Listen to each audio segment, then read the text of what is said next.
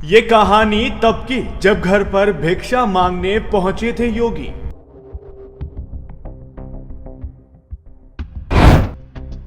मां ने योगी से कहा, बेटा ये क्या हाल बना रखा, घर में क्या कमी थी जो भीख मांग रहा।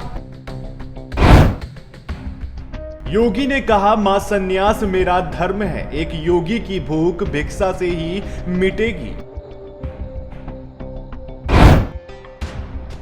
मां बेटे की जिद के आगे हार गई, घर के अंदर गई और योगी को भिक्षा दे दी।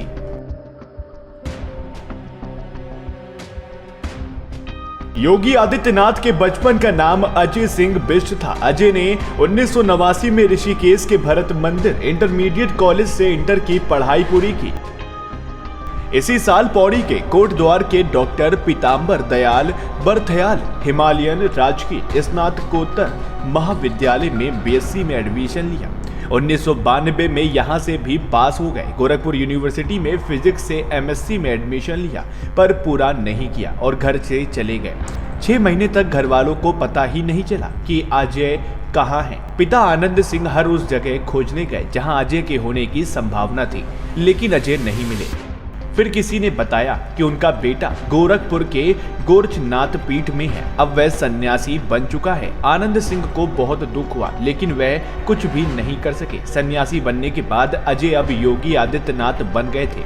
1993 में अपने गांव पंचूर आए। पहले की तरह जीन्स पैंट में नहीं, बल्कि गेरुआ पहनकर, सिर घुटाकर, दोनों कानों में बड़े बड़े कुंडल और हाथ में खप्पर लेकर। जिसने भी देखा उसने योगी को पहचानने के लिए अपनी आंखें मली, इसलिए कि एक बार में वह पहचान ही नहीं पाया कि ये अजय सिंह बिष्ट हैं।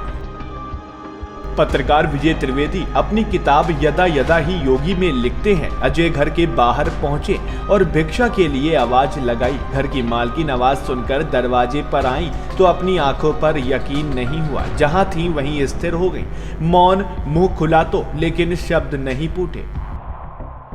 आंखों से आंसुओं की धार बह निकली। जो सत्य साक्षात सामने खड़ा था उसे देखते हुए भी यकीन नहीं हो पा रहा था। मां के सामने उनका बेटा युवा सन्यासी के वेश में खड़ा था। मां चुप थी। तभी आदित्यनाथ ने कहा, मां भिक्षा दीजिए। मां ने खुद को संभाला और कहा, बेटा ये क्या हाल बना रखा है, घर में क्या कमी थी जो भीख मांग रहा है। योगी ने कहा, मां सन्यासी मेरा धर्म है, एक योगी की भूख भिक्षा से ही मिटेगी। आप भिक्षा में जो कुछ देंगी वही मेरी मनोरथ को पूरा करेगा। मां को बेटे के स्वरूप पर अब भी यकीन नहीं हो रहा था। उन्होंने कहा, बेटा तुम पहले घर के अंदर आओ।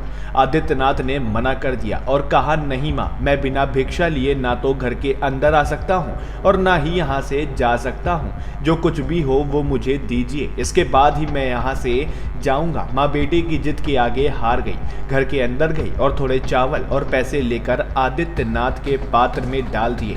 भिक्षा पाने के बाद आदित्यनाथ पीछे मुड़े और वापस चल दिए।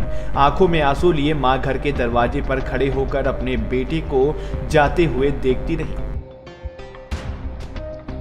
विजय त्रिवेदी ने इस घटना का जिक्र करते हुए किताब में लिखा, भिक्षा लेते ही योगी आगे चल दिए। आवाज अब भी गूंज रही थी, पहाड़ों के करीब पहुंचते बादलों तक। अलख निरंजन, जी हाँ, सूरज बादलों में छिपने पहाड़ के पीछे जाने की कोशिश करता दिखा। वैसे भी उसका उजाला मां के लिए बेमायने हो गया था। नवंबर 1993 से 14 फरवरी 1994 तक अजय सिंह बिष्ट को कठिन परीक्षाओं से गुजरना पड़ा। वे पीछे नहीं हटे, डटे रहे। 15 फरवरी 1994 को गोरखा पीठाधीश्वर महंत अवैधनाथ महाराज ने पूरे विधि विधान से उन्हें अपना उत्तराधिकारी घोषित किया। इसके बाद योगी आदित्यनाथ के जीवन का उद्देश्य बदल गया। उन्होंने कहा, न तव कामे राज्य न स्वर्ग न पुनर्भवम, कामे दुखद पताना प्राणी नामर्ति नाशनम।